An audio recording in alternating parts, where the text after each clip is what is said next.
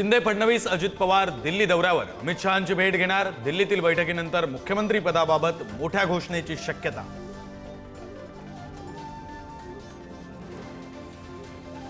महाराष्ट्रातील नेत्यांच्या बैठकीआधी दिल्लीत नड्डा आणि मोदींची बैठक। महाराष्ट्राच्या मुख्यमंत्री पदाबाबत नड्डा आणि मोदींची चर्चा झाल्याची माहिती।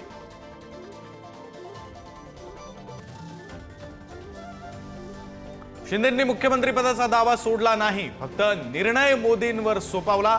उदय सामंतांचं मोठं विधान। तर शिंदेंचा स्वभाव पाहता ते उपमुख्यमंत्रीपद स्वीकारणार नाहीत, शिरसाटांचं वक्तव्य। ठाकरेंच्या शिवसेनेतील लोक आमच्याकडे येण्यास इच्छुक। शिंदेंच्या शिवसेनेचे आमदार उदय सामंत यांचा दावा। येत्या 8 ते 10 दिवसात मोठ्या घडामोडी घडण्याचे संकेत।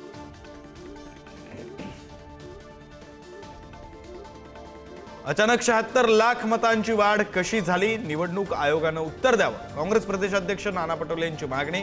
आयोगानं पारदर्शकता न पाळल्याचाही आरोप। विरोधकांनी आरोप करण्यापेक्षा पुरावे द्यावेत, चंद्रकांत पाटलांचा पलटवार। वंचितमुळे महाविकास आघाडीला 20 जागांवर फटका। तब्बल 58 मतदारसंघात वंचितचे उमेदवार तिसऱ्या स्थानी। मतांची टक्केवारी राखण्यातही प्रकाश आंबेडकरांना यश।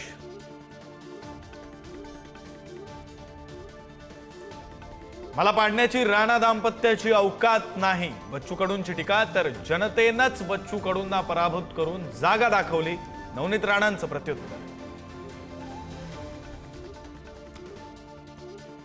रत्नागिरीतील प्रस्तावित तेल शुद्धीकरण प्रकल्प गुजरात किंवा आंध्र प्रदेशात जाण्याची शक्यता।